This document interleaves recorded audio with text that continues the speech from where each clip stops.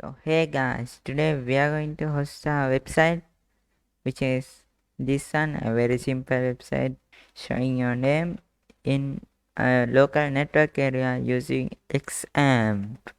So today we are going to download and install it and set up it.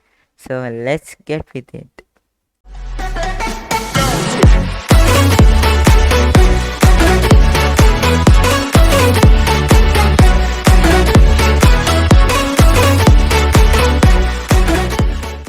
Hello and welcome back to another tutorial video. So today we are going to host a website in a local server using Xamp.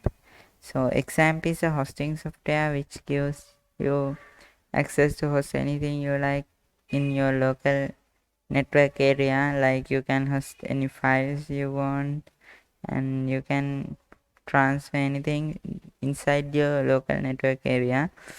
So first we need to download the software. You can get the link from the description of this video. You can use this method for any Windows version. I'm using Windows 11 now. Then you will see three buttons right here.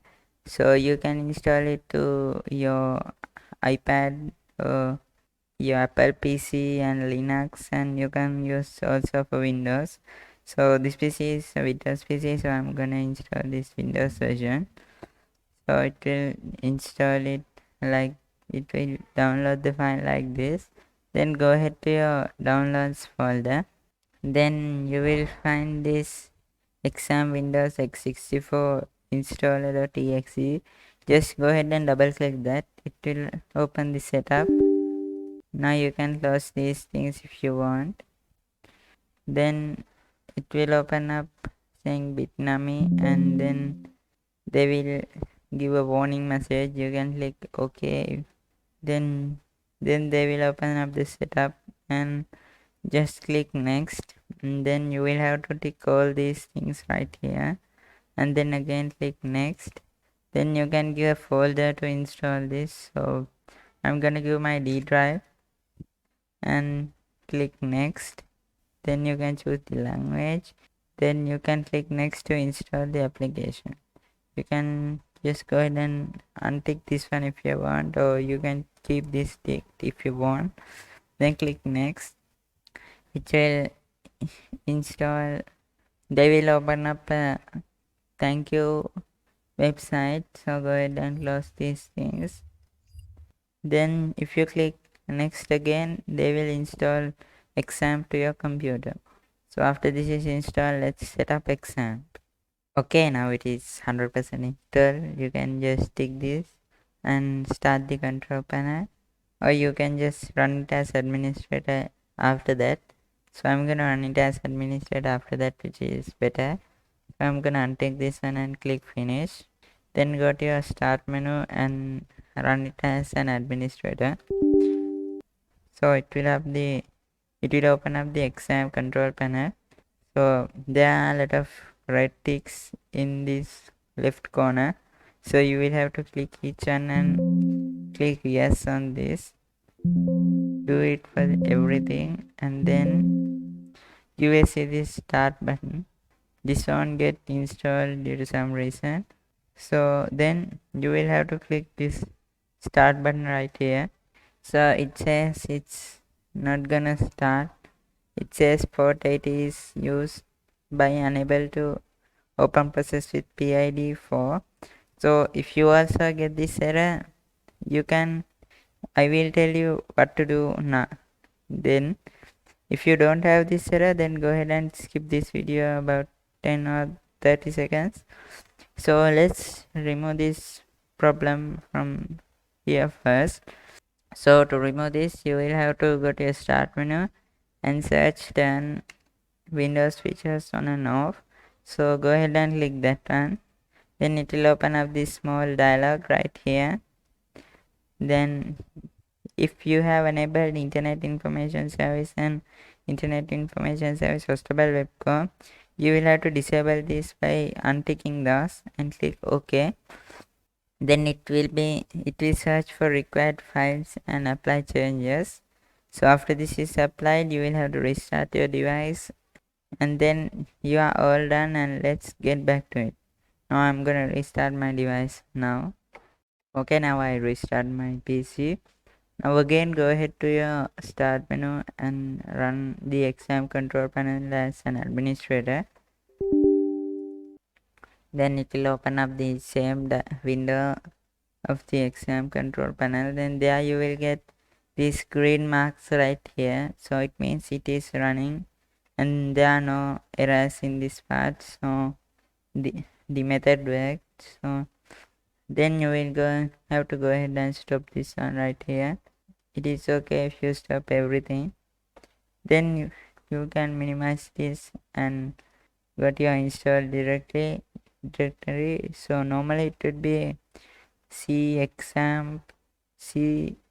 the C drive Xamp folder, but I installed it in my D drive, so I'm gonna open that up right here.